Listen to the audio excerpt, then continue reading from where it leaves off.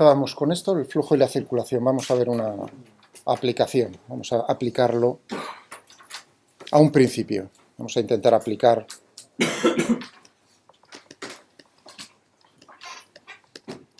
lo anterior para intentar darle forma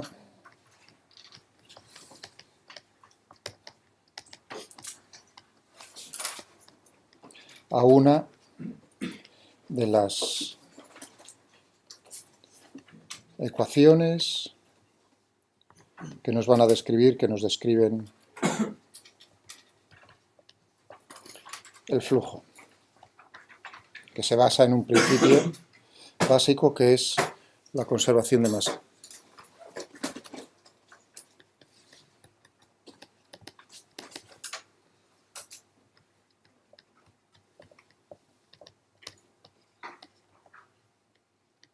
Claro, tendremos, aparte de esto,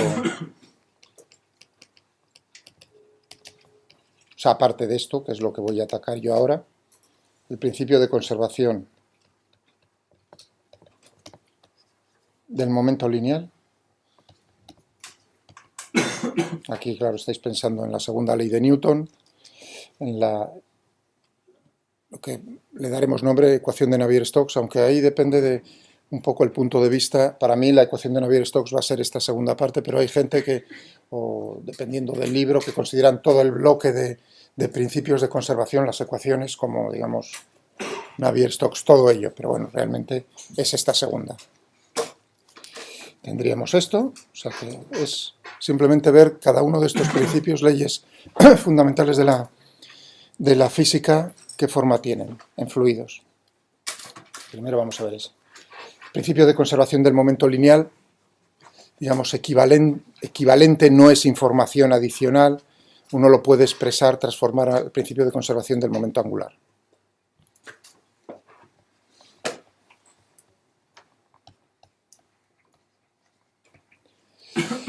El momento angular, así ya os va sonando, digamos, nos está dando cómo gira, ¿no? Cómo giran los cuerpos alrededor de un eje. En este caso, en los fluidos, también los elementos de fluido tienen un giro respecto a un eje que, digamos, los atraviesa por su centro de masas. Y esa magnitud física es la vorticidad.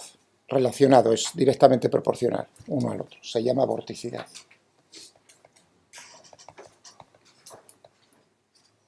Los vórtices, salvo una constante 2, el momento angular, digamos, de un elemento de fluido es la vorticidad. Por ejemplo, lo veis muy bien, el principio uno lo ve, o sea, uno lo está viendo, lo normal es que uno vea los mapas del tiempo atmosférico, no del océano. En el océano es todavía más bonito, porque el tamaño de los vórtices es menor debido a la densidad del fluido, que es 1000 veces mayor en el agua, ¿de acuerdo? Entonces, pero bueno, en la atmósfera también se ve. Lo que se ve es cómo se forman torbellinos, los anticiclones y los ciclones, y cómo esos van, o bien se dirigen hacia el norte o hacia el sur, es decir, se mueven los elementos de fluido esos que están girando, blum, blum, blum.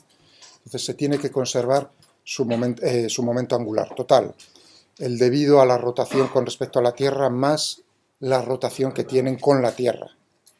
Ese es el momento angular total. Esa es la vorticidad planetaria, la vorticidad relativa. Entonces se tiene que conservar todo eso. Y eso es lo que hace precisamente que digamos, el movimiento ese sea tan bonito. Que el otro día dijiste que con los streaming lines se puede saber hacia dónde va un flujo dentro del mar. Pero, por ejemplo, los que son meteorólogos también pueden utilizar los streak lines para saber dónde van. Hombre, el aire. Sí, claro. Y eso es lo que han utilizado durante 100 años, tirando globos atmosféricos a la atmósfera, y entonces siguiéndolos. Es decir, tú lo que estás viendo es la trayectoria de los globos, ¿no? A diferentes alturas, entonces estás viendo cómo es el movimiento del aire a una determinada. Pero claro, eso es, digamos, es como si estás siguiendo la trayectoria, estás echando globos y bueno, y vas viendo la trayectoria y puedes seguir un poco O si coges lo que dije, un cigarrillo, ¿no? Y ves el humo, cómo se está moviendo. Lo que pasa que ahí tienes el efecto de la difusión adicional, entonces eso complica verlo.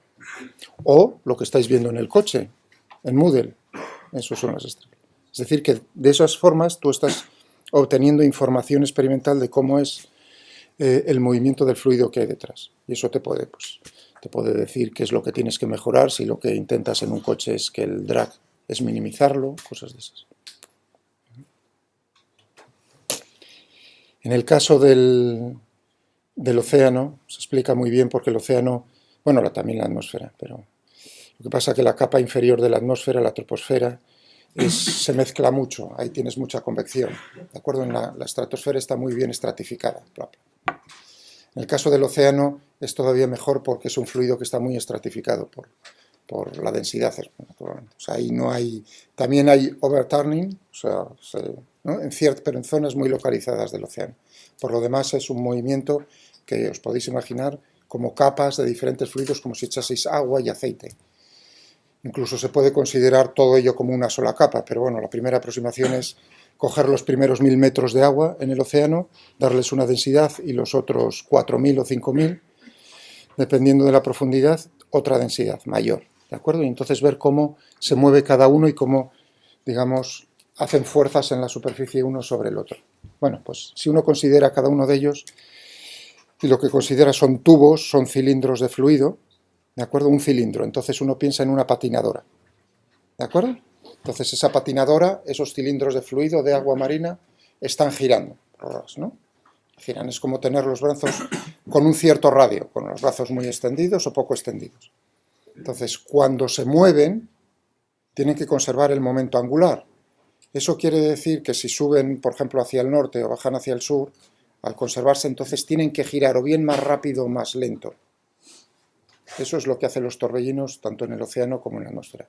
O como en cualquier fluido, eso se puede hacer experimentalmente muy bien, cogiendo un recipiente grande, una paellera muy grande, y dándole en una mesa giratoria y dándole un giro muy fuerte, una velocidad angular, entonces echas ahí colorante y entonces empiezas a ver cosas preciosas, que lo diferencian del movimiento del fluido si está sin girar totalmente. Son dos movimientos radicalmente diferentes.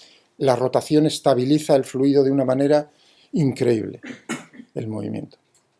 Es decir, la difusión se difunde mucho más rápidamente cuando está sin girar que cuando está girando. Bueno, esos torbellinos, por otro lado, tanto en la atmósfera como en el océano, lo que hacen es transportar cualquier cosa que contienen. En particular, lo que contienen es energía interna, es decir, tienen una determinada temperatura. Y eso lo que hace es que transporten calor hacia los polos. El aporte de calor, más o menos en el Atlántico Norte, por la atmósfera y por el océano es 50-50, 50%, del orden de un petavatio. Un petavatio, 10 elevado a 15 vatios.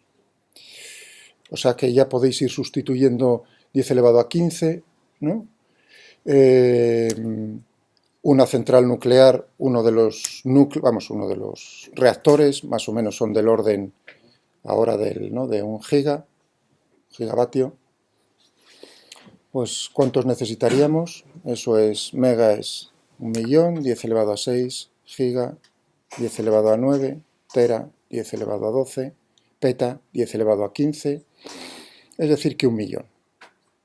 1.000.000 de reactores nucleares necesitaríamos para, digamos, si se interrumpe la corriente marina o el transporte de calor por la atmósfera, sustituir ese aporte de calor, es decir, que los noruegos están disfrutando by the face, o sea, por la carita, de un transporte de calor que si no lo tuviesen, pues estarían con los pies tan fríos como en Canadá. Porque Toronto está a la altura más o menos de Madrid, un poco más. Y pasan un frío del carajo, iba a decir. Esa diferencia se debe precisamente a ese aporte hacia el... O por ejemplo vuestro compañero en Bremen, cosas de esas. ¿Verdad? O sea que transportan, gracias a la rotación, estabiliza mucho y ese movimiento lo que hace es transportar ese tipo de cosas. O sea que es muy bonito verlo desde el punto de vista del momento angular, no del momento lineal. Pero bueno, esto para lo de dinámica de fluidos avanzada, si es que quiere. Ya veréis cómo le voy a dar una... Bueno, todavía no he puesto lo del rotacional, pero bueno, ya que he dicho esto, la vorticidad, que le voy a dar la letra también omega, ¿no? Como velocidad angular, pues va a ser el rotacional del campo de velocidades. Esto así, dicho así, digo, ya aprovechando que pasa que estamos aquí, cuando vemos estáis viendo el rotacional, la operación en matemáticas también. Bueno, tenemos el principio de conservación del momento lineal y hay otro principio natural, ahora también lo he dicho, hablando del... Es muy bonito, por ejemplo, hace 10.000 años, más o menos así, cuando ya estábamos saliendo de la última edad de hielo, que ahí sí que se pasaba frío, por la zona, bueno, aquí en León, los que no seáis de León, si vais a la montaña, entonces, cuando, por ejemplo, si vais más allá de las hoces de Vega Cervera, hacia el norte, veréis los valles glaciares en las montañas de León. ¿Por qué los veis? Porque si os han enseñado geología alguna vez, tiene una estructura, el corte transversal de un valle. ¿Cómo es? En forma de U. Cómo están cortados en forma de U. Se ven. Es decir, que aquí había también glaciares en León. Llegaban tan al sur. En la zona de vuestro compañero de Bremen, naturalmente ahí tenían, digamos, llegaba el borde de la capa de hielo que cubría toda Escandinavia, que pues tendría 2 o 3 kilómetros de espesor. Ahora mismo, el suelo marino en el Báltico está subiendo hacia arriba. ¿Por qué? Porque todavía, fijaos que tiene mucha inercia ese sistema. Le quitaron el peso de 2 kilómetros de hielo de encima. Los 2 kilómetros, por supuesto, aprietan el suelo hacia abajo y lo meten contra el manto. Una vez que quitas el hielo, se funde, por supuesto que eso empieza a reflotar. Y ahora mismo todavía estamos viendo la reflotación de todavía, después de 20.000 años, todavía está reflotando. Es decir, allí el nivel del mar, por así decirlo, ese efecto hace que el nivel del mar baje, a pesar de que se están fundiendo las capas de... ¿De acuerdo? Bueno, estaba diciendo lo de la glaciación. Cuando estábamos saliendo ya de la última, ¿de acuerdo? Entonces lo que ocurría era que las capas de hielo, por ejemplo, en Canadá, donde los grandes lagos, esos son los restos, y la corriente está de San Lorenzo, o sea, tan fuerte no hay entre Canadá y Estados Unidos, pues naturalmente llevaba cantidades increíbles, caudales de agua dulce al Atlántico Norte. Claro, el agua dulce es menos densa que el agua salada. Eso lo que hizo fue interrumpir de una manera radical lo que es el overturning de agua, es decir, que se produzca el intercambio, que agua del fondo suba hacia arriba en algún sitio, y en el Atlántico Norte lo que tenéis es cómo el agua se enfría y baja hacia abajo, son como cascadas. En puntos muy localizados del Atlántico Norte, cae como en una cascada, el flujo es vertical. Casi en todos los océanos es horizontal el movimiento, como en la atmósfera prácticamente. Pero hay en ciertos puntos donde, si echáis agua dulce, por muy fría que esté, es menos densa. Y eso hace, es como una tapa, interrumpe entonces el transporte de calor, porque es como una cinta, ¿no? Al interrumpir la cinta se produjo en 10 años. En escalas de tiempo, por supuesto, que uno puede ver. Bajó la temperatura global en el Atlántico Norte del orden de unos, vamos a decir, a riesgo de que me riña mi hermano, unos 10 grados. De ese orden de magnitud. Eso en un plazo de 10 años. Eso es lo que llaman las Jungfraujochs, es decir, un periodo en el cual, estaban ya cogiendo el bañador las personas allí para ponerse al solito, y de repente vino otro golpe de glaciación radical y eso fue provocado precisamente por la propio deshielo. Eso es a lo que tienen también mucho miedo ahora con Groenlandia. Es decir, que a pesar del aumento de temperatura, si se funde toda la capa de hielo que hay en Groenlandia, que es agua dulce, eso puede provocar una bajada muy fuerte de la temperatura para nosotros. Entonces hay que irse a buscar otra vez los calcetines gordos, ¿no? Bueno, hablando de eso, o sea, como veis, estoy poniendo este ejemplo como, anda, es un fluido y el fluido transporta, pero una de las cosas que más nos importa es cómo transporta calor, energía interna. Entonces es el principio, habrá que plantearlo.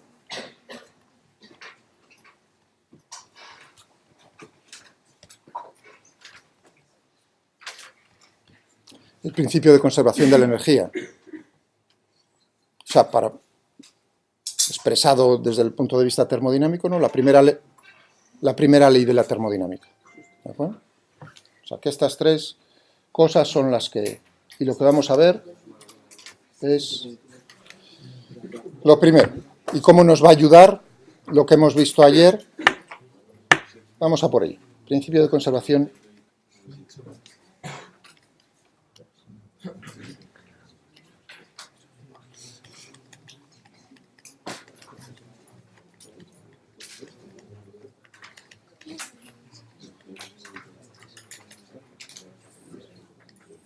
Bien. Entonces tenemos lo siguiente. Vamos a fijarnos en un volumen del espacio.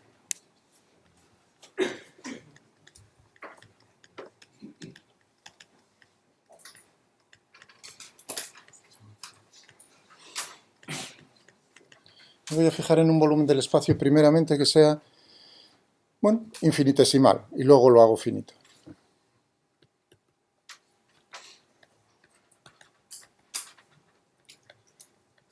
Infinitesimalmente pequeñito.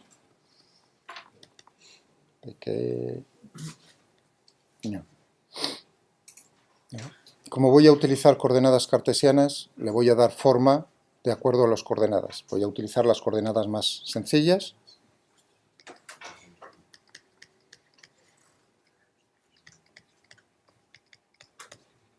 Si utilizase otro tipo de coordenadas, polares cilíndricas, polares esféricas, entonces el elemento de volumen que tendría otra forma.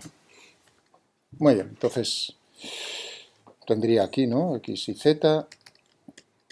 Uy, X y Z. Esto es Y. Entonces lo que voy a hacer es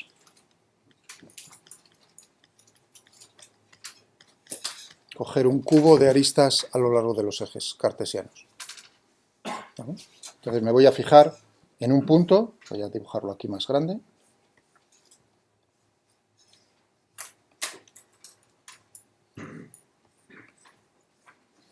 Voy a ponerlo en rojo, si este es el eje X, este es el eje Y y este es el eje Z, entonces, si decirlo, me estoy fijando en un punto de coordenadas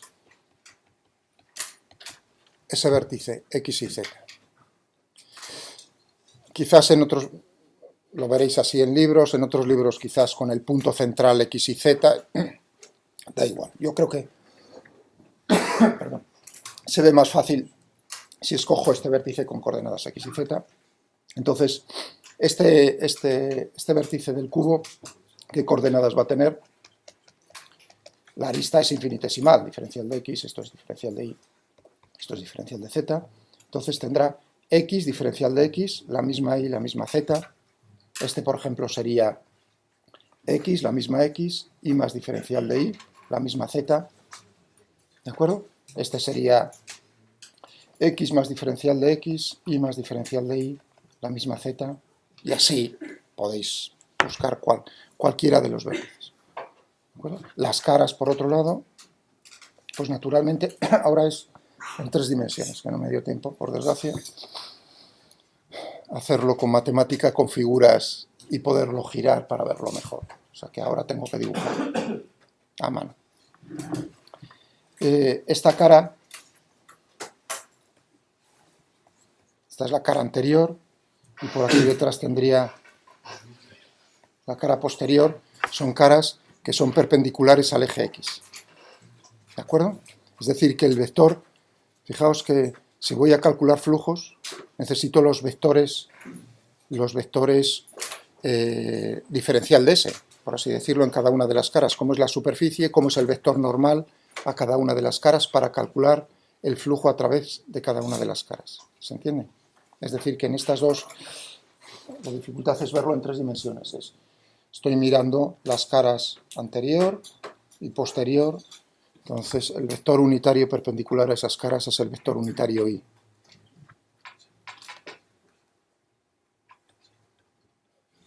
Y en la cara anterior, la que tengo delante de mí, pero menos I en la cara posterior, porque es un vector normal apuntando hacia fuera del cubo. ¿Vale? Y de manera análoga, pues tendríamos para las caras de nuestro dado por los otros lados. Es decir, que hay que tener cuidado, que es un vector unitario siempre apuntando hacia fuera de nuestra superficie cerrada, porque es un cubo, es una superficie que encierra un volumen. Una superficie abierta no encierra ningún volumen, solamente la superficie cerrada.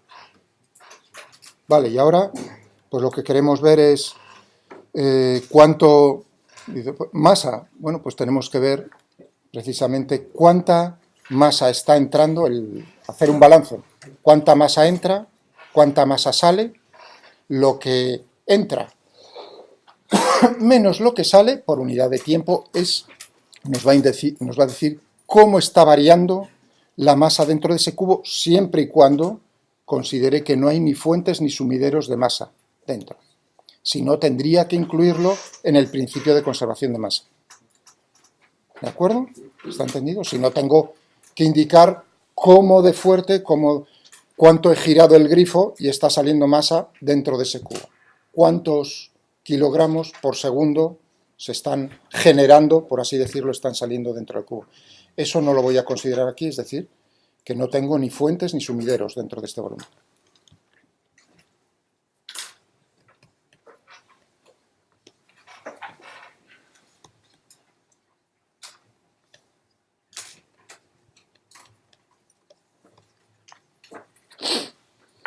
Vale.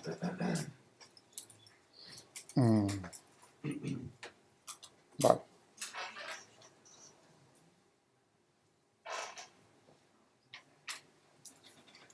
Estaba pensando en alemán, ¿cómo se dice sumidero? Sebastián, ¿cómo se dice sumidero en alemán? Abfluss. También en este sentido dirías Abfluss.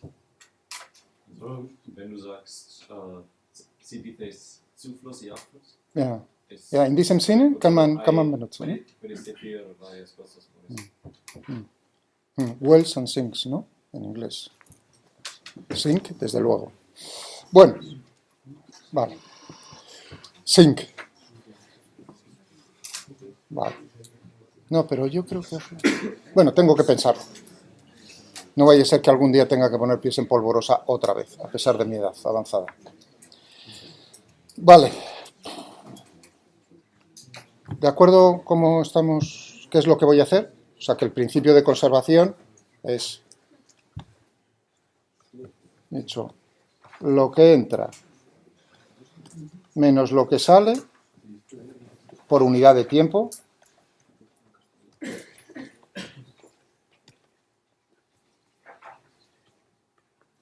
Tiene que ser igual a la variación de masa por unidad de tiempo. Bueno, ahora lo tengo. Otra vez que eso está todo ahí pegado unas cosas a otras. Es lo que he dicho de palabra. Bueno, pues vamos a ponerlos. Hombre, en este caso estoy diciendo aquí, tenemos un fluido, se está moviendo, ¿no? Entonces tendremos, pues, por ejemplo, indicándonos cómo se mueve el fluido con las líneas de corriente. ¿De acuerdo? Y entonces lo que quiero ver, me estoy fijando en un volumen fijo del espacio. Esto es un volumen fijo, no es un volumen que podría hacerlo. Cuidado. Esto se puede hacer de diferentes puntos de vista. Puedo escoger un volumen del espacio que cambie en el tiempo, es decir, una superficie que se mueva como una burbuja imaginaria y que cambie su forma. Eso es lo más difícil desde ese punto de vista. Lo estoy cogiendo lo más fácil. Un volumen que no cambia su forma, que no cambia su posición en el tiempo. Es un volumen imaginario, una superficie cerrada imaginaria. Y entonces estoy viendo cómo se mueve el fluido y ahora quiero decir, muy bien, si se está moviendo de esta manera, pues por algunos sitios entra fluido, por otros sitios, por otras caras está saliendo, y lo que voy a hacer es el balance. ¿Cuánto entra? ¿Cuánto sale? Lo resto y eso me va a decir lo que varía. Y eso significa cuánto entra, cuánto sale, tengo que calcular el flujo. ¿Se entiende ahora? ¿Te referías que era un sistema cerrado? No. Y lo que entraba era igual a lo que salía. No. Por eso, Sí. aquí, a pesar de lo que estoy diciendo es, lo que entra menos lo que sale, por unidad de tiempo, el ritmo a lo que entra, el ritmo menos el ritmo a lo que sale, si no tengo ni fuentes ni sumideros aquí dentro, entonces yo sé que la conservación de masa me está diciendo que tiene que ser igual a lo que varía por unidad de tiempo la masa ahí dentro. Es así de sencillo. A no ser, bueno, eso estrictamente no es cierto. Porque estoy en es cierto porque estoy en mecánica clásica, por supuesto, pero si estoy en mecánica ya relativista, entonces yo sé que la masa se transforma, los dos caminos, la energía se puede transformar en masa y la masa en energía. Por lo tanto, realmente el principio de conservación es masa más energía, pero estamos en física clásica. ¿De acuerdo? Si os ponéis Finolis, entonces me tengo que poner yo también Finolis en ese sentido. El principio, no, lo digo en broma, no con mala intención. ¿Entendéis? Estoy en física clásica, la masa ni se crea ni se destruye, entonces, cuidado. Este principio, imaginaos ahora, si yo estoy con un fluido un poco especial, un plasma, entonces son partículas cargadas. Ese sí que es un flujo interesante, porque lo que se quiere es dominar la fusión nuclear con los tokamaks, es decir, por confinamiento magnético. Entonces lo que quieres es confinar en el espacio y tienes lo que hace es un plasma con energía, arrancas los electrones del átomo de hidrógeno o de sus isótopos y entonces tienes una nube ahí de protones y de electrones dando vueltas a velocidades increíbles.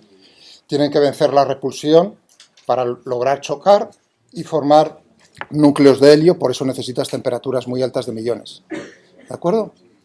Entonces ahí tendríamos también un principio. En ese caso, ese problema es todavía mucho más difícil, mucho más interesante, mucho más no lineal, por así decirlo. Porque ahí las fuerzas que tenemos que considerar también son fuerzas electromagnéticas que se están ejerciendo entre elementos de fluido entre sí. No solo debido a la presión. ¿De acuerdo?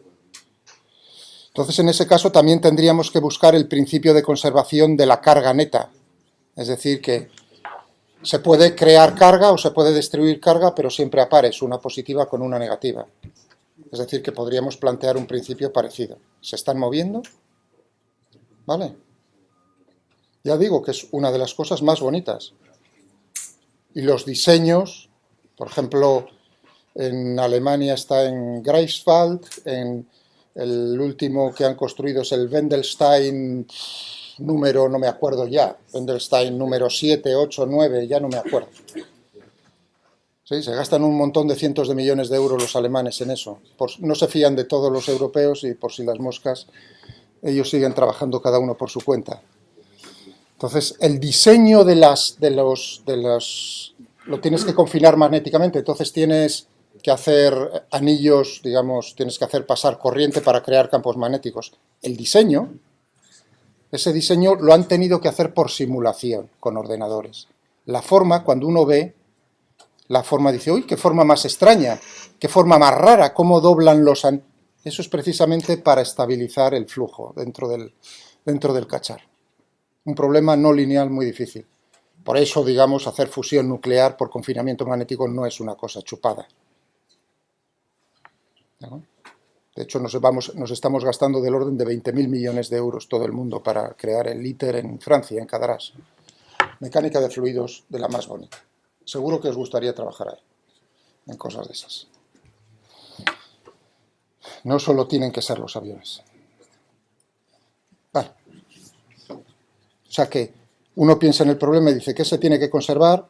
La masa, anda, estoy con un problema. La carga, la energía, el momento lineal, el momento angular, y todo eso es darle forma.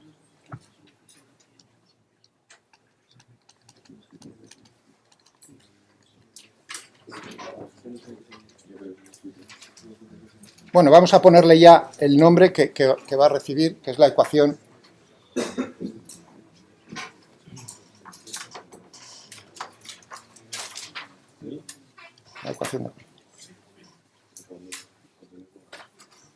La ecuación de continuidad.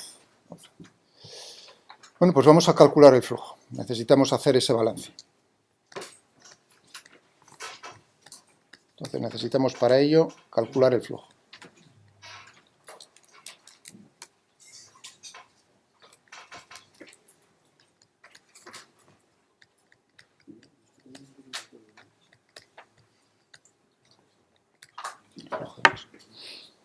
Bien, pues vamos cara a cara.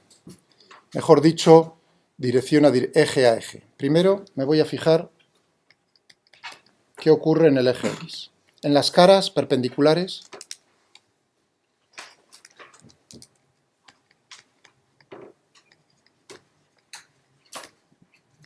al eje X. Esas caras, la anterior y la posterior.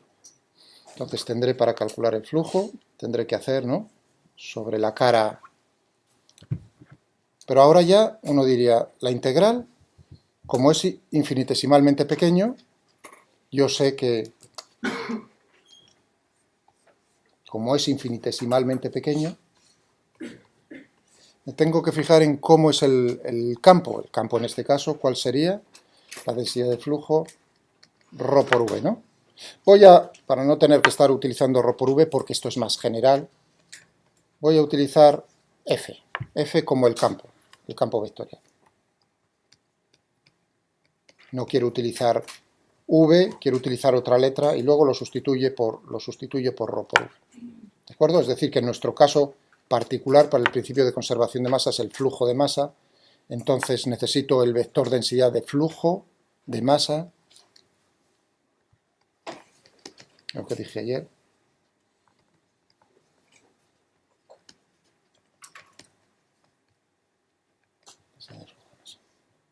Bueno, pues la que tenemos por aquí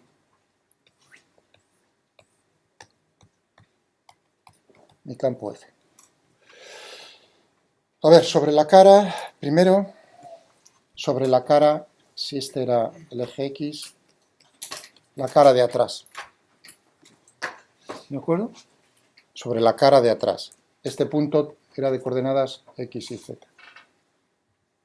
Entonces tendremos el producto escalar, voy a hacerlo en azul.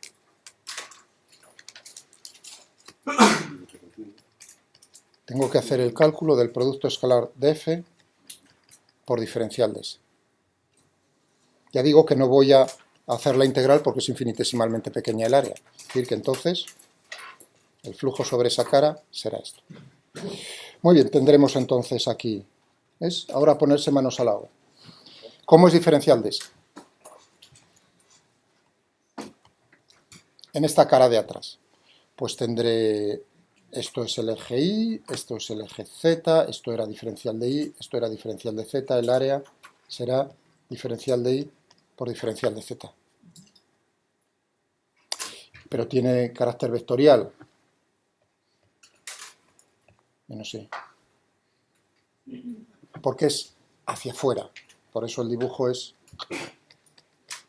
esto es hacia acá, hacia allá, hacia el sentido negativo del eje X es menos Y. ¿Vale? Entonces tendremos que diferencial de S es menos Y, diferencial de Y, diferencial de Z.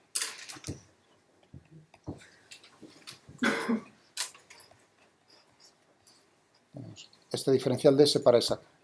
Y ahora tengo que hacer este producto, el producto escalar de esto, por el vector F. El vector F naturalmente tendrá componentes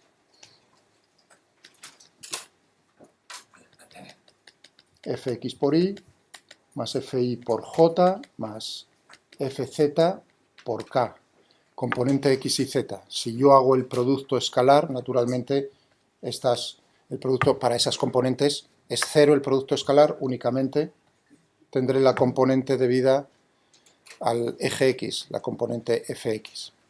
Es decir, que tendremos aquí fx, diferencial de y, diferencial de z, cuidado que tengo ahí el menos fx, diferencial de y, diferencial de z. Esta para la cara posterior.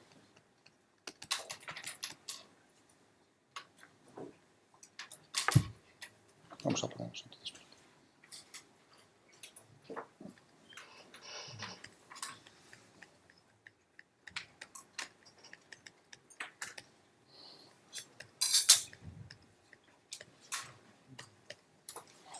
Ese es el flujo a través de esa cara. Ahora la cara anterior. ¿Qué es lo que tendremos? Ahí hay que tener ahora un poco de cuidado, porque me encuentro aquí. Es decir, que si esto era x y z, ahora esta cara se encuentra, sí, el área va a ser diferencial de y, diferencial de z. Ahí es donde uno empieza a ver, anda, si fuesen coordenadas, en otro tipo de coordenadas, a lo mejor el área de las caras va cambiando. Por ejemplo, en coordenadas polares esféricas, según el radio se va haciendo mayor, el área se va haciendo diferente, mayor. Entonces ese aspecto hay que tener. Por eso en coordenadas cartesianas es más fácil. Ya, pero ¿cuánto vale? O sea, que tendríamos, ¿cómo sería el campo? O sea, tendríamos aquí el diferencial de S, sería diferencial de Y, diferencial de Z, ahora por más Y. Y ahora necesito F en esa cara. Tendríamos la componente X, la componente Y y la componente Z. La única que me va a dar algo diferente de 0 es la componente X. Es decir, ni la Y ni la... Voy a poner solamente la componente X. A ver cómo es la componente X, f de X. ¿En qué punto? No me encuentro a la altura de X, sino en X más diferencial de X. Es decir, que tengo que mirar cómo es el valor de la componente X del campo en la posición X más diferencial de X y Z. Claro, esto es una distancia infinitesimal. Bueno, incluso si fuese finita, me da igual. Lo que voy a hacer es un desarrollo en serie de Taylor.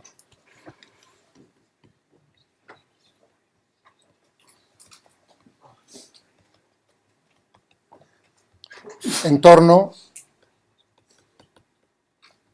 al punto X y Z. Solo en una dirección, en la dirección del eje X.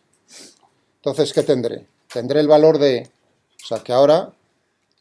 pues esto será aproximadamente igual, ¿no? Al valor de f de x en x y z. Estoy haciendo el desarrollo en serie de Taylor en torno al punto de x y z. O sea, que si vosotros tenéis esto y lo hacéis en torno al punto x0, ¿no? Imaginaos, os lo estoy poniendo en una función, lo normal, en una variable, solo un argumento, y os dicen, ala, pues házmelo en torno a x0. Pues dices, anda, pues el valor de la función en x0 más la derivada de f con respecto a x evaluada en x0 por x menos x0, más términos de orden superior, cuadrático, ¿no? El término de orden n, 1 dividido por n factorial, tal, la derivada enésima evaluado en el punto por x menos x0 elevado a n, bla, bla, bla. Con el término lineal me va a ser suficiente. Entonces, en este caso, ¿qué es lo que tengo? Tendré, cuidado, la derivada ya no puede ser la derivada total, porque depende de x y z, por lo tanto será la derivada de f de x con respecto a x evaluado en x y z por, ¿no? X más diferencial de x menos x. Esto naturalmente es diferencial de x.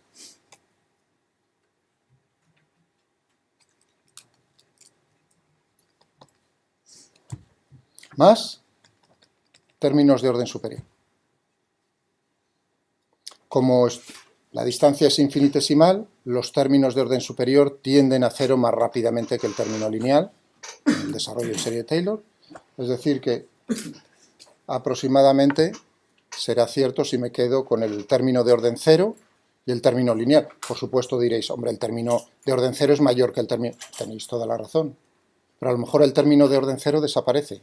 Porque ahora tengo que calcular el flujo neto por la cara posterior y por la cara anterior.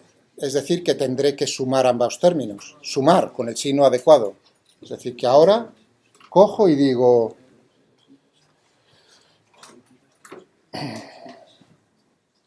Si os molesta la luz a vuestros compañeros, me parece que mi ventana. Iba a echar la bronca a esto. ¿No? ¿Cuál es? Os está dando por ahí. Ah, no tiene varilla.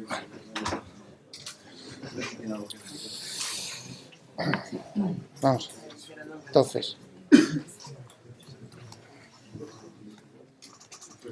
a través de las caras perpendiculares al eje X. ¿Qué teníamos en esta última? Teníamos f de x en x y z más la derivada parcial de fx con respecto a x, evaluado en x y z por diferencial de x, y ahora le tengo que sumar el otro que tenía signo menos, ¿no? Tenía, todo esto multiplicado por el área de y de z. Y en el otro teníamos menos f de x, evaluado en x y z, por diferencial de y diferencial de z. Como veis, este término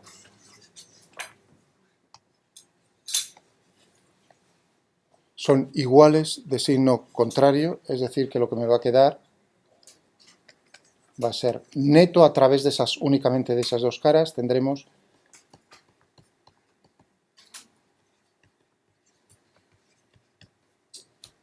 esto es, por supuesto, el volumen.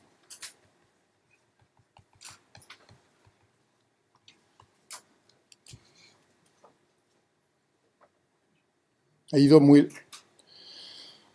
lento en el eje X. Ahora, naturalmente, os podéis imaginar que da igual fijarse en las otras caras. Va a ser de forma similar.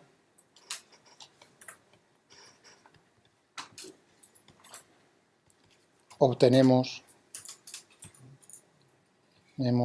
el flujo neto en las otras dos direcciones, en las otras dos direcciones del espacio.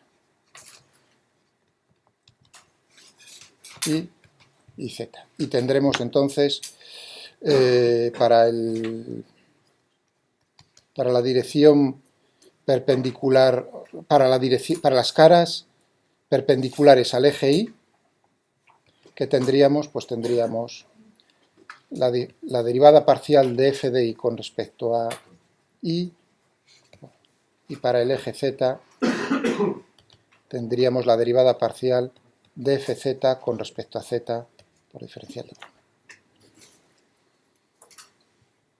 Cuidado, el resultado de hacer esto es con el convenio de signos. Si es positivo está saliendo, neto. Si es negativo está entrando. Ahora sumo todo. Ahora neto total.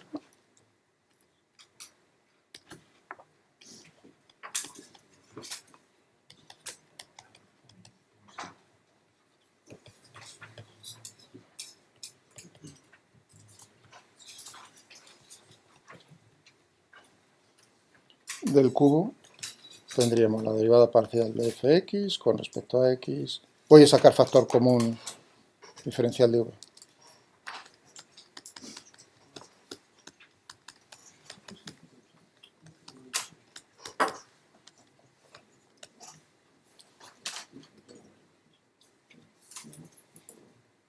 ¿De acuerdo?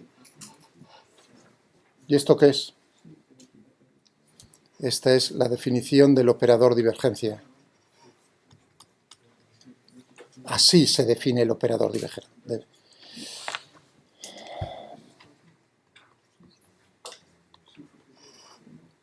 ¿Y claro, uno entiende por qué se le llama divergencia y no convergencia, operador convergencia, porque estamos tomando como convenio hacia afuera. Esto lo llamamos la divergencia de F.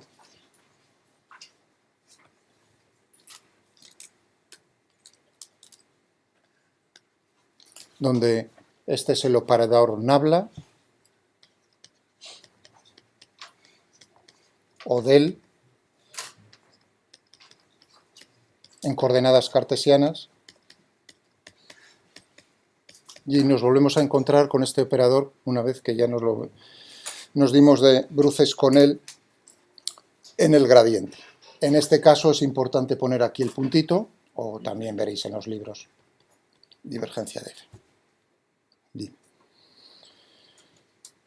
Porque lo que estáis haciendo es precisamente un producto escalar de esto frente al otro vector, f de coordenadas de componentes fx, fy y fz. Sí. ¿Perdón? No. No tiene que ser 0. Ahora vamos a ver lo que tiene que ser. Solo será 0. Fíjate. Si es distinto de 0, ¿qué significa? Que sale, si es distinto de 0 y positivo, que está saliendo más masa que la que entra. Y si no hay ni fuentes ni sumideros, la única posibilidad es que dentro de ese cubo, a lo largo del tiempo, está cambiando la cantidad de masa, el volumen no cambia, por lo tanto la densidad decrece. Es decir, que en esa zona del espacio, para ese fluido, si es distinto de 0 y positivo, significa que la densidad en un instante infinitesimalmente posterior a t, porque lo estamos analizando en el instante t, en t más diferencial de t, implica que la densidad ha decrecido. Si esta cantidad es negativa, significa que la divergencia es decir, que converge, neto, entonces no queda más remedio que apretarse un poco más, ¿no? La masa, el número de alumnos dentro del cubo, plaf, hay más alumnos a lo largo del tiempo en el mismo volumen, eso significa que si la divergencia es negativa, la densidad en un instante posterior tiene que ser mayor. Eso es lo que nos está diciendo, lo que voy a aplicar ahora. Me falta esa parte, lo de la derecha, por así decirlo, para poder decir, pues, ¿se conserva la masa o no? Claro, si ahora uno dice, anda, pero ¿y si resulta que es un fluido incompresible? Es decir, que la densidad permanece constante. Conclusión, lo que entra tiene que ser igual a lo que sale, es decir, que la divergencia ahí tiene que ser 0.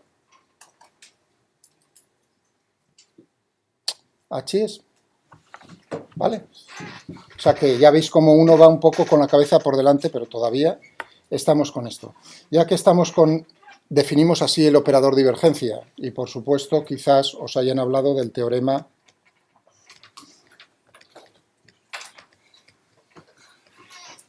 ¿no? El teorema de la divergencia o teorema de Gauss.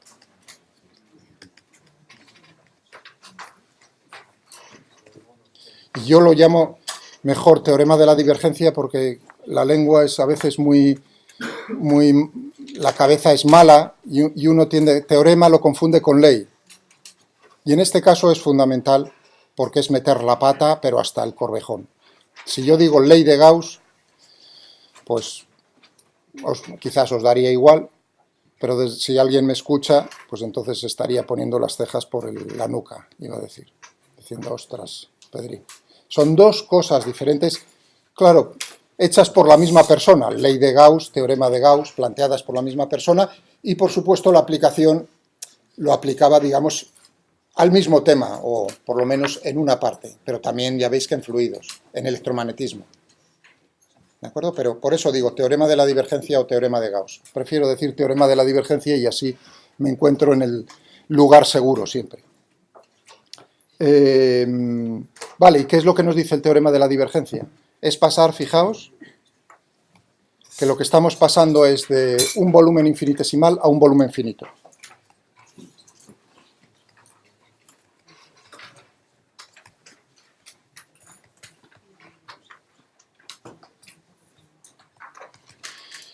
Aquí detrás, por otro lado, voy a ponerlo así entre paréntesis, está el rollo ese ingenieril del teorema del transporte de Reynolds, del papel de aluminio.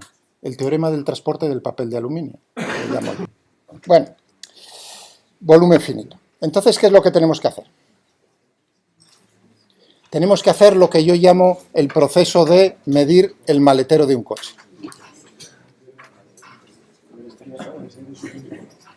De medir como buen ingeniero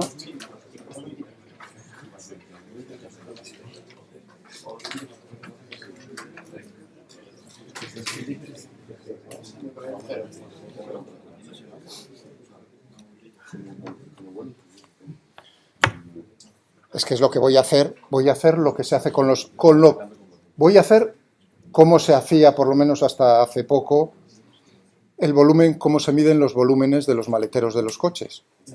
Porque cuando veis, ¿no?, y miráis, es decir, las especificaciones de un coche, el maletero son 355 litros. ¿Os habéis preguntado alguna vez cómo miden el volumen del maletero del coche? Porque tienen que medirlo, ¿no? Con piezas estandarizadas. Bueno, a eso ahora adelante. Entonces tengo ahora un volumen que es un volumen finito. Y ahora mi pregunta es la siguiente. Ahora, quiero calcular cómo es voy detrás de la conservación de masa, cómo es el flujo neto a través del volumen finito. Ahora, aquí tengo la pega de que, claro, esto que he hecho en el desarrollo en serie de Taylor y eso ya, en distancias finitas, ya eso de trincarse quedarse con el primer término ya no es cierto. Pero uno puede hacer lo siguiente. Es decir, bueno, tú puedes hacer, aquí tienes las líneas del campo. Entonces, uno dice, voy a llenar el volumen de cubitos.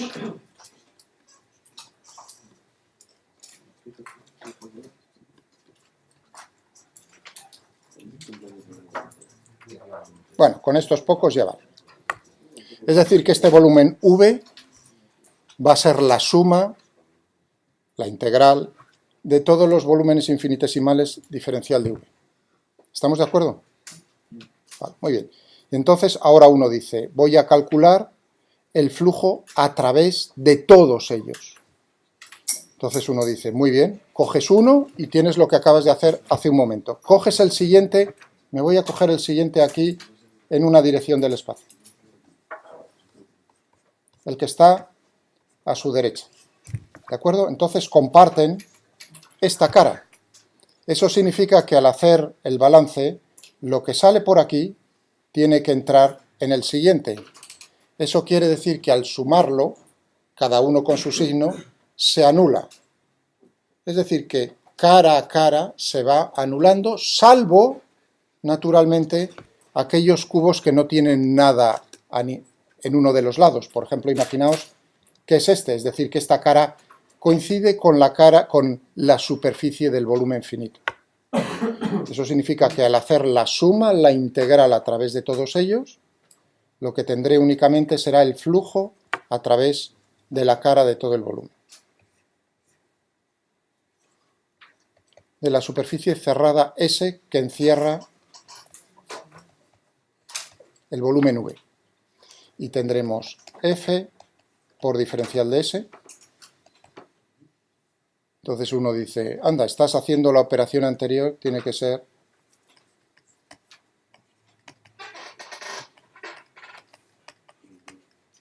la suma de todos ellos. Fijaos que tenía, lo que había calculado antes era el flujo a través del cubo infinitesimal y lo que me quedaba era igual a la divergencia de F por diferencial de V. Y ahora estoy sumando para todos ellos. Si sumo lo que es la divergencia, es la integral de volumen. Y ahora estaba diciendo, ¿qué ocurre cuando calculo el flujo cubito a cubito? Los que tienen las caras en contacto, eso se anula. Positivo con negativo, positivo con negativo, positivo con... Únicamente nos quedará el cálculo a través de toda la superficie externa de esa superficie S que encierra V. Y esto es, expresado matemáticamente, todo ese tocho. Y esto es el teorema de la divergencia.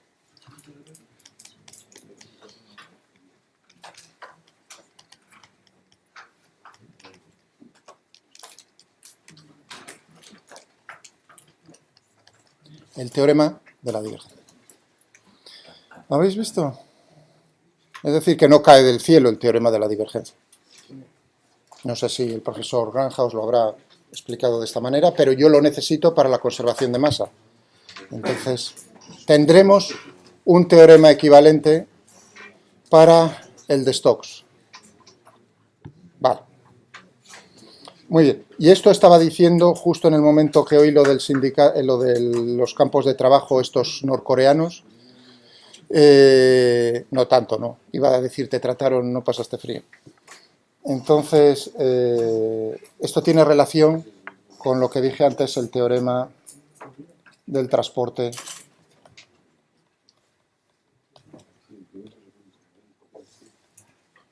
de Reynolds.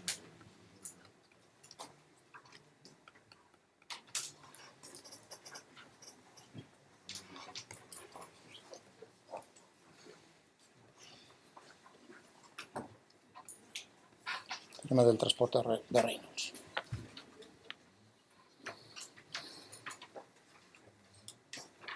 Es decir, que en el teorema del transporte de Reynolds se hace una cosa similar a lo que he hecho yo.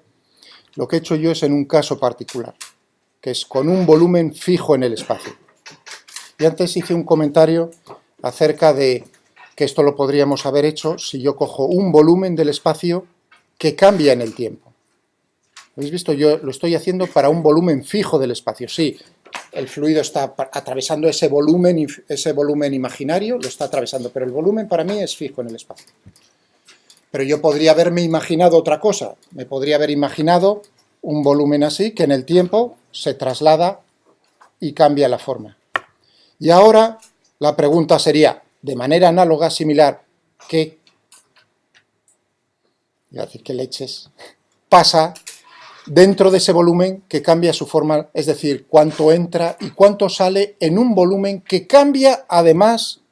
Eso es una dificultad añadida. ¿Estáis de acuerdo? Simplemente. Pero la forma de pensar, es decir, que uno tendrá que tener en cuenta no solo el factor que hemos tenido nosotros en cuenta, sino además que de alguna manera tendrá que tener en cuenta cómo cambia eso a lo largo del tiempo. Ya veremos a ver, quizás no lo haga, simplemente, pero sí quiero decirlo para que si no lo hago yo, cuando veáis lo del transporte de Reynolds, ¿qué significa eso? Lo que acabo de hacer yo. Es el mismo proceso, ver cómo es el flujo a través de qué es lo que está ocurriendo dentro de un volumen.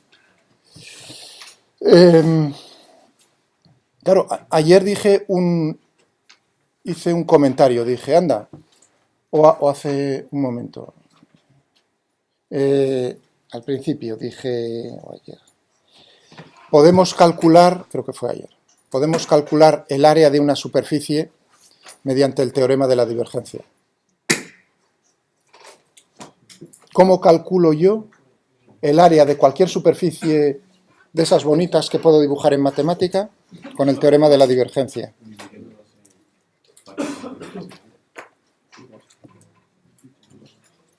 O sea, ¿cómo puedo calcularlo? Voy a ser más estricto, con una integral de volumen. ¿De acuerdo? O sea, porque quizás no lo he dejado bastante claro. Si uno dice, lo que tienes ahí, Miguel, es... Y esto tiene que quedar claro. S es la superficie que encierra el volumen. O sea, os lo vais a aprender de memoria unos cuantos. Pero bueno, por lo menos que yo tenga la... Porque yo he pasado por esa fase, es decir, me lo aprendo de memoria, no vale para nada. No vale para nada. Entonces, lo primero que hay que tener claro qué significa esa S es la superficie cerrada que encierra un volumen. Eso para empezar a hablar. Es decir, que S y V están relacionados. Voy a ponerlo con él.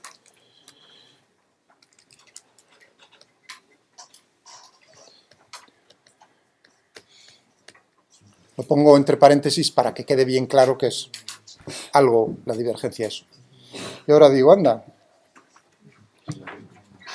yo tendría que tener todo esto, por así decirlo, ¿no? ¿Entendéis? Entonces, ¿cómo podría tener, para saber el área total, cómo podría tenerlo yo esto? Tendría que tener... Oh, no, perdonad. Justo al contrario, perdonadme. No calcular el área, sino calcular el volumen, perdonad.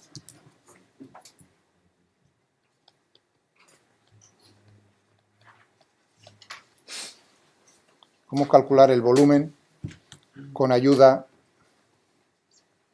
de este teorema? Hay que olvidar lo del área. Y uno dice, si quieres calcular el volumen, pues entonces lo que tendrías que tener es diferencial de V, ¿no? Esto sería el volumen total.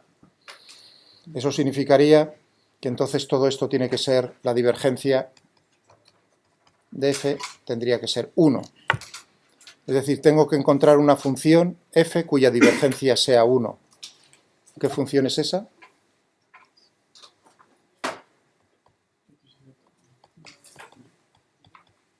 Un tercio de x y z. Un tercio de x y z, si yo hago la divergencia, ¿no? Tengo entonces 1 más 1 más 1, 3, dividido entre 3 es 1. Y entonces ya esta sería mi f, mi campo. Lo meto... ¿no? La divergencia de x y z será la derivada parcial de todo... la derivada parcial de x con respecto a x, 1, más la derivada parcial de y con respecto a y, 1, más la derivada parcial de z con respecto a z, 1, 3. Por lo tanto, le tengo que meter un tercio. Eso quiere decir que entonces cojo esto, lo meto dentro del... Como ya tengo parametrizada la superficie, cojo el ordenata y se acabó ya. Calculo cómo es este término y lo que tengo es el volumen. Eso como comentario acerca de un uso posible del teorema de la divergencia. Bueno, pero nosotros lo queremos para la conservación de masa.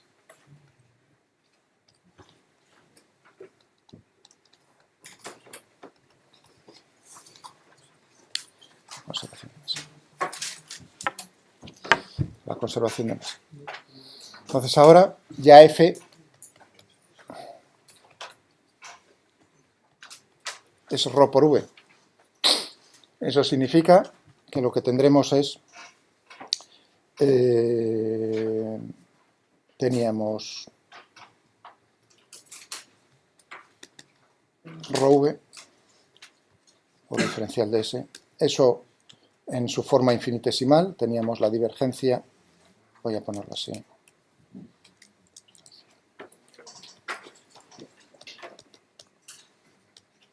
o en su forma finita,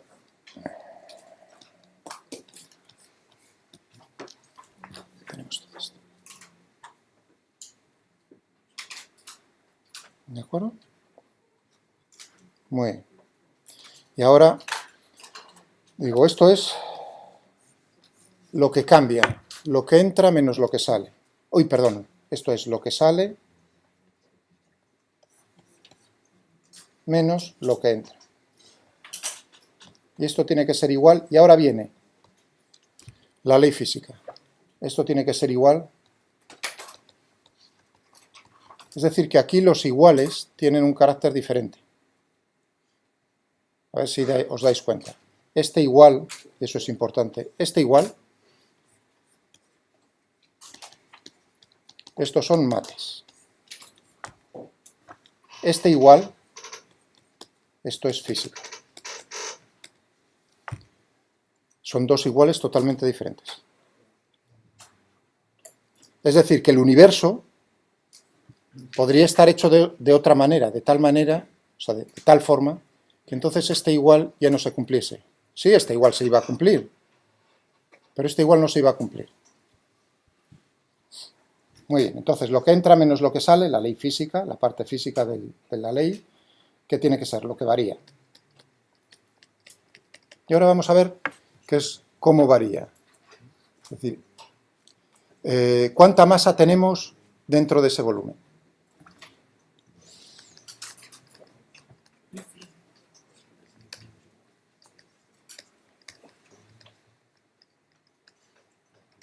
Pues yo tendré que hacer el siguiente cálculo.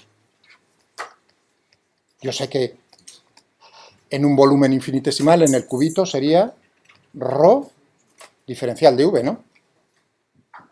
De tal manera que esto es, digamos, la masa que tengo dentro de ese volumen, v, será la integral de volumen de rho diferencial de v. Claro, pero a mí me dicen no la masa en sí, sino cómo está variando la masa, es decir, que el ritmo, lo que varía, será la derivada con respecto al tiempo de rho diferencial de v. ¿Qué no? ¿Estáis de acuerdo con eso? Lo que sale menos lo que entra por unidad de tiempo es lo que está variando por unidad de tiempo. ¿El signo está bien puesto? No. Con un signo menos. Lo que sale menos lo que entra es menos lo que está variando dentro por unidad de tiempo. Estoy tomando como positivo que sale, es decir, que pierde masa, y como negativo que entre, que gane masa.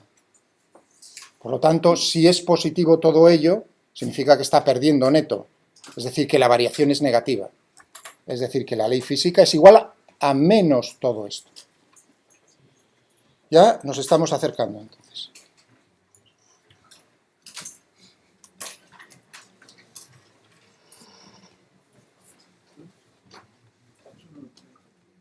Ahora, este es el flujo.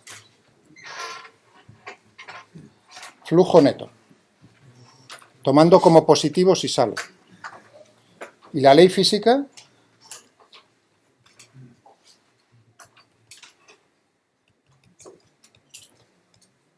es decir, la conservación o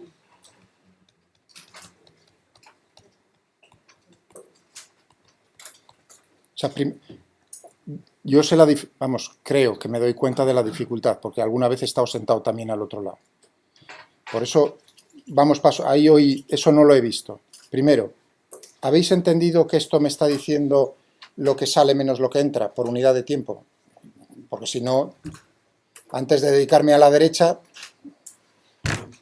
¿eso lo tenemos, ha quedado claro?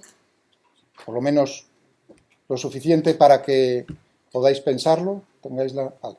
Y ahora estoy diciendo, entonces, eso me está diciendo cómo está variando, con signo menos, por unidad de tiempo.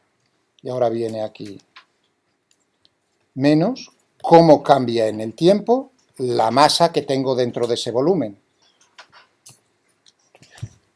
Esa es la ley física, el principio de conservación de la masa.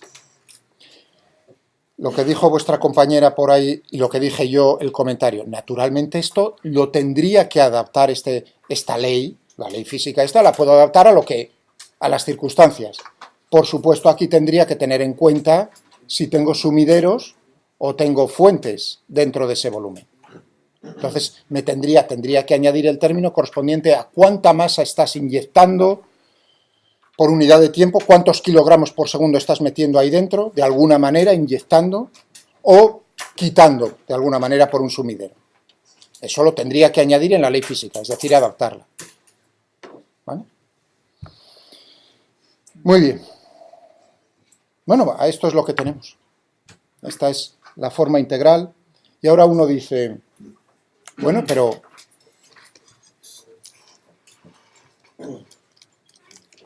matemáticamente, este término, matemáticamente, yo lo podía poner como la divergencia de rho v por diferencial de v. Esto es mates. El teorema de la divergencia.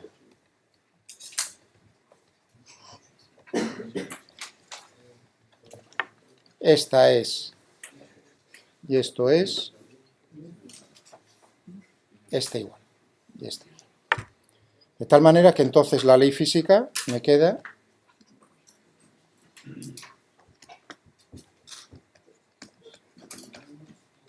esto lo llevo aquí directamente, no hago nada con él.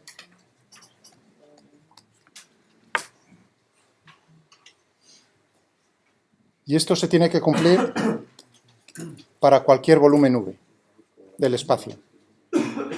Es decir, que esta es la forma integral, podéis expresar de dos maneras en forma integral la conservación de masa, o bien cogéis esta, o bien cogéis esta, las dos son lo mismo, son correctas. El igual es la ley física, me está diciendo, y este es, pues, ¿qué forma quieres? ¿Como integral de superficie, como flujo, o como integral de volumen de la divergencia? Ambos son posibles. Bueno, y ahora digo, voy a cogerme esta forma para pasar a la forma diferencial de la conservación de masa. Entonces uno dice, si esto se tiene que cumplir para cualquier volumen V, eso significa que solo es posible si lo que hay dentro... Cuidado, aquí tengo que hacer una transformación todavía. Ahora, porque iba a hacer ya algo que no era cierto, que es cogerme esto y decir, anda, lo que hay ahí dentro. Porque tengo aquí la derivada. Vamos a ocuparnos de la derivada temporal. De todo esto. Y ahora pensemos, ¿será válido ahora esta es una transformación matemática, otra vez lo que voy a hacer? ¿Es válido escribir esto? Rho es un campo que depende de R y que depende de T. Por eso aquí la derivada es total, porque es la masa que hay en ese volumen, pero aquí es la derivada parcial de Rho con respecto únicamente al tiempo, en cada uno de los puntos dentro de ese volumen. Y yo me pregunto, ¿es esto cierto? ¿Sí o no? ¿En cualquier circunstancia es eso cierto? ¿O en qué circunstancias es eso cierto? ¿Habéis visto? Ahí es claro, todas estas cosas... Esto es muy matemático, pero es que, por desgracia, ya sabéis por qué le daban tanta leña el Gauss y esta gente a estos... Por eso decir Gauss como matemático, como físico, es indistinguible, porque ellos se ocupaban de un problema. Y a la vez, como Newton, iban diseñando las herramientas, eso es como un ingeniero. Tienes que construir algo nuevo. Necesitas nuevas herramientas, las construyes. Es decir, que el proceso es paralelo. Entonces aquí iban haciendo lo mismo. El Gauss y compañía iban haciendo lo mismo. Entonces uno dice, ¿en qué circunstancias esta herramienta que he utilizado es así o no? El resultado. Cuando no es incompresible. Eso es, fija, no, vamos a ver, ¿cómo decírtelo? Eso estás pensando en la física y yo digo, eso me da igual. Fíjate, a ver, estoy pensando, ¿cómo le quito la razón de una manera aplastante y rápida? Así, es el problema como profe, y decir, ¿cómo le digo yo que no tiene razón, que está mal lo que me acaba de decir? Porque eso se puede aplicar para cualquier función. Lo que estoy diciendo es, esto para cualquier función f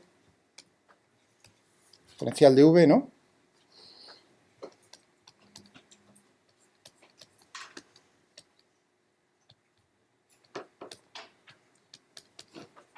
Es esa mi pregunta. No solo es aplicado a la densidad, sino es general.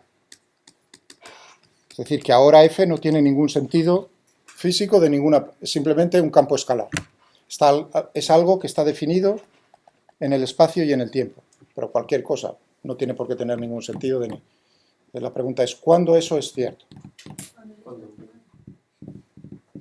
Cuando el volumen no corre con el tiempo. Exactamente.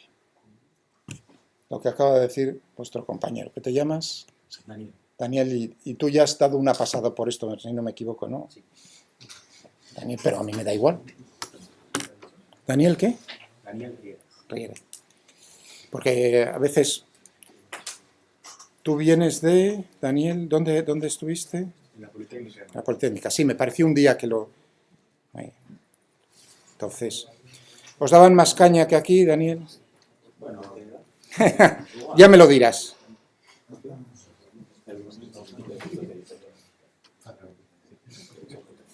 Sí, tenían su pequeña fama porque solo había una escuela de ingenieros aeronáuticos en toda España en mis tiempos, que era la de Madrid. Y no sé si os habéis dado cuenta, si no os lo cuento yo, también como una historia, incluso entre los ingenieros eran muy clasistas, o no sé si seguirán yendo. Siguen siendo igual de... ¿Dónde tengo el...? De capullos. Vale. Eso lo tengo que quitar fuera, porque si no... Iba a decir... Sí, eran muy... Entonces, digamos que esos estaban en la cadena trófica justo arriba del todo, eran los que se comían, digamos. ¿Cuál era la ingeniería más difícil de todas? Pues que yo recuerde, ¿no? La de aeroespacial. Entonces, acorde a eso, sacudían. Luego, más abajo, pues había otras, no voy a dar ningún nombre, había una escala, porque si no, a lo mejor alguien se siente ofendido porque tiene familiares, no hay nada especial en eso. Por eso eran unos capullos, iba a decir. Pero bueno, eso habrá, no sé, pensé que había cambiado un poco. Y además entre familiares, no solo eran unos capullos en eso, sino que encima, digamos, eran clasistas en que eran familias, clanes. En el peor, iba a decir, peor y mejor sentido de los clanes. Es decir, que si tú llegabas allí como pardillo y resulta que eras el primero de la familia, entonces lo primero es, te lo hacían sentir, ¿no? Iba a decir, el tipo. Tenía compañeros que le pasaban, pues. Bueno, sí.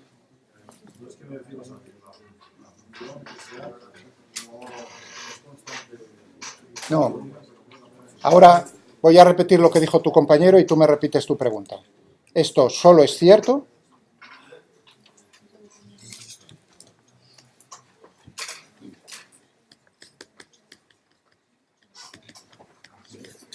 Solamente si V, por lo tanto S también, la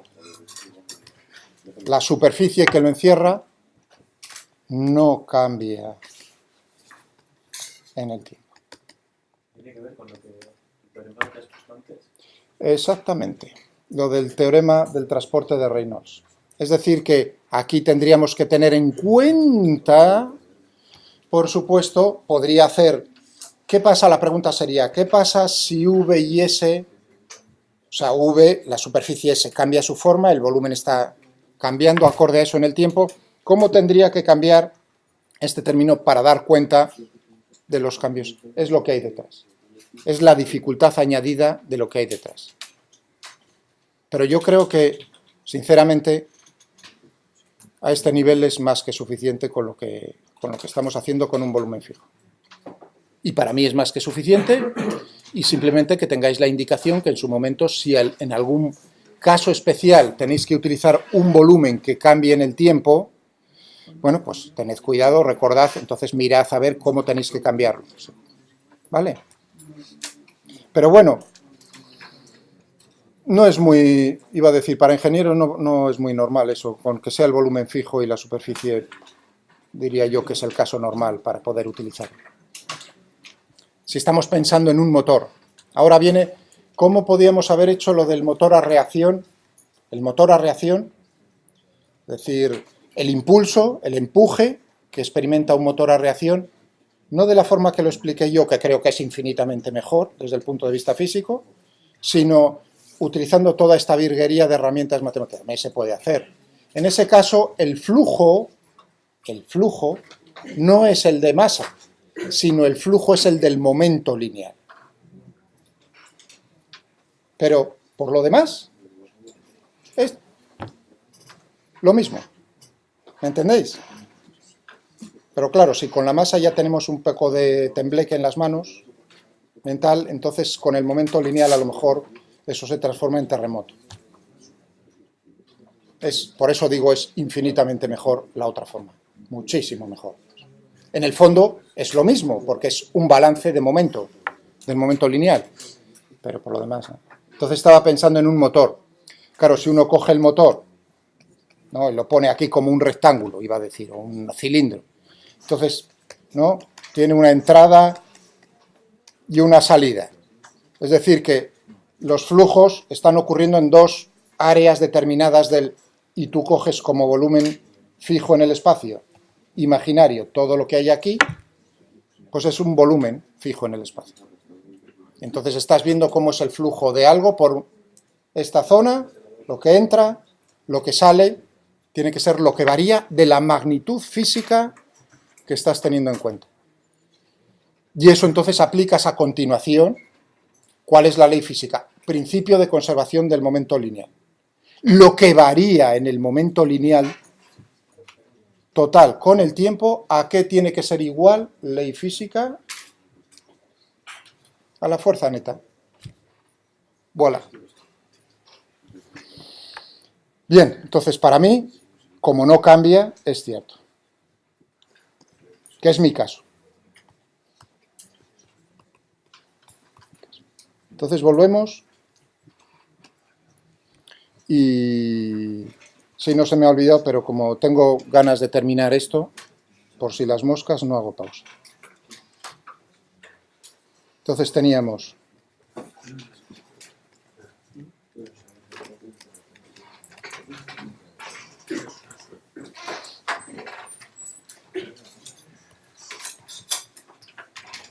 de esto habíamos partido.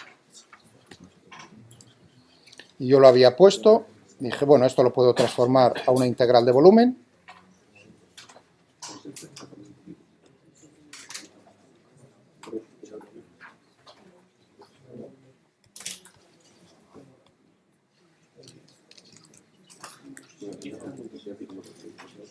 Y ahora esto, como dije, V no cambia,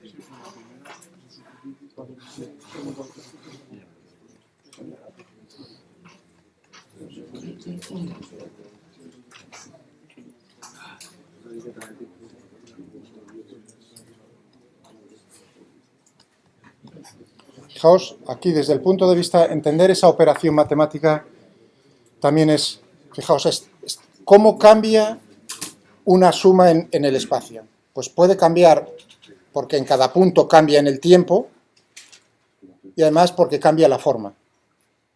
Si uno dice no cambia la forma, entonces solo tienes que tener en cuenta los cambios en cada punto del espacio a lo largo del tiempo, es decir, la derivada parcial. Eso es el significado de esta operación. ¿Esta de aquí abajo? Sí, perdón, sí, se me fue una integral, gracias. O sea, se me fue la mano con lo de las... Yo normalmente suelo utilizar solo una, pero bueno. O sea, suelo poner así y suelo poner eso, pero bueno, para que quedase más claro. Gracias por el recuerdo. Entonces tenemos esto. Y ahora esto se cumple para cualquier volumen fijo. Es decir, que ahora volvemos, si se cumple, tenemos que tener que esto es igual. Y ahora, en forma diferencial, tendremos el principio de conservación de masa es, a ver si lo escribo más bonito, la divergencia de ρ v tiene que ser igual a menos la derivada parcial de ρ con respecto a t.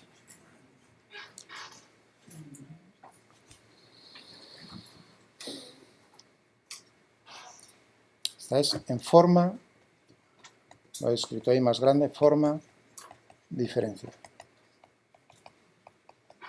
Todo esto de aquí arriba son formas equivalentes en forma integral.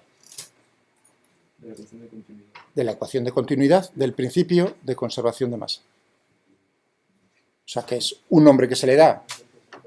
Para mí importante es que cada vez que oigáis lo de ecuación de continuidad, cuidado. Hay ecuación de continuidad también para la carga eléctrica neta. Es decir, es hacer todo lo mismo, es exactamente todo lo mismo, toda la notación es exactamente igual. Lo que ocurre es que aquí ρ, en vez de ser la densidad de masa, es la densidad de carga. Así de simple. O sea que ya tenéis para los dos casos. Por el trabajo de uno tenéis dos cosas. El principio de conservación de masa y el principio de conservación de carga. Es arrastrada por el fluido, la carga también. Cada partícula tiene una carga. Nosotros estamos pensando que es cero la carga neta, pero bueno, podría tener. Bien, y ahora, o sea que esta es una de las formas. Y ahora transformemos eso.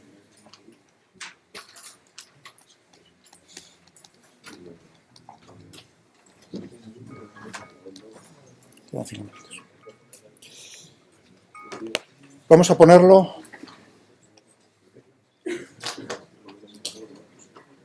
Esto es desde el punto de vista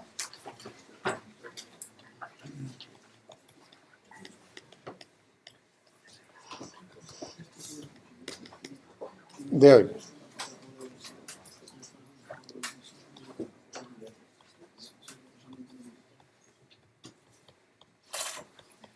Pero a mí me interesa mucho verlo también, este principio de conservación de masa, desde el punto de vista de Lagrange.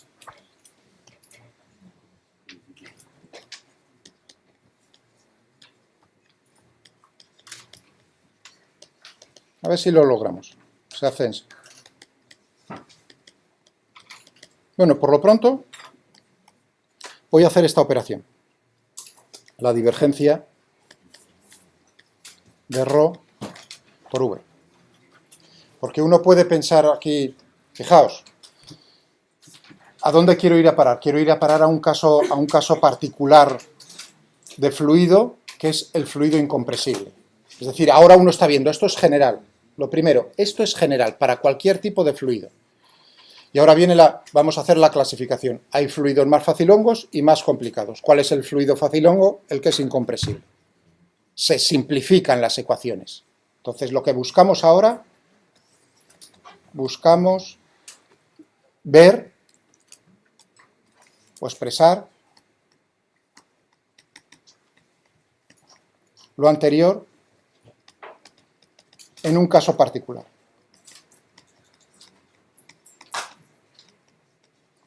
De fluido. El fluido incompresible.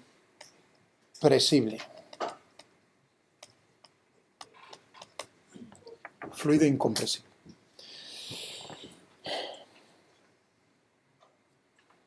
Ahí uno podría pensar, decir, a ver, si pillamos el asunto, uno podría decir, si es incompresible, ρ es constante. Cuidado, lo que voy a decir a continuación es, puede estar bien, puede estar mal, o todo lo contrario. ¿De acuerdo? Es un juego que hago ahora de palabras. Digo, uno se lanza a la piscina y a veces no mira a ver si hay agua y uno dice, bueno, como el fluido es incompresible, pues ρ es constante, por lo tanto este término es cero. ¿Habéis visto? Eso es ir con los ojos cerrados contra una pared. ¿No? Yo creo que entonces uno diría, pues, si es incompresible, yo creo que esto, por supuesto, claro, es constante, pues nada, ¿no? Entonces tendremos que...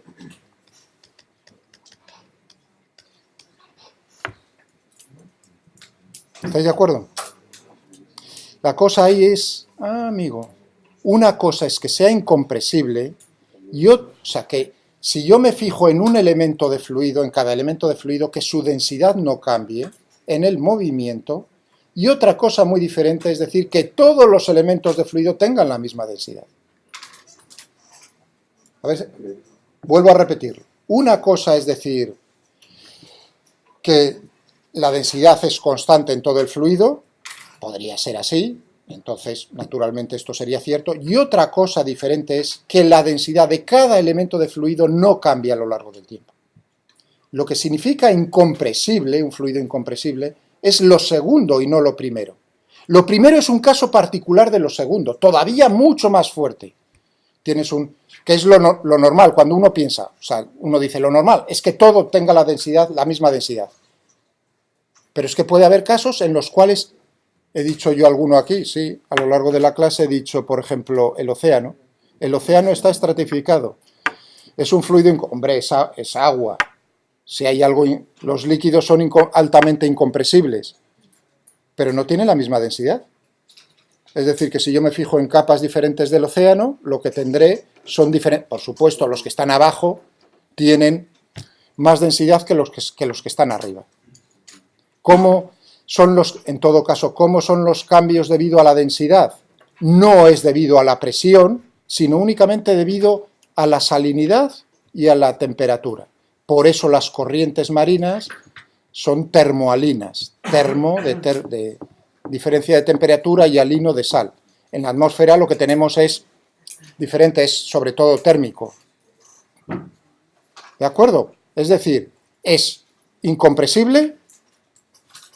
Eso significa que si tú lo comprimes no cambia la densidad, pero no significa que no pueda cambiar o que sea la densidad en diferentes elementos de fluido diferente.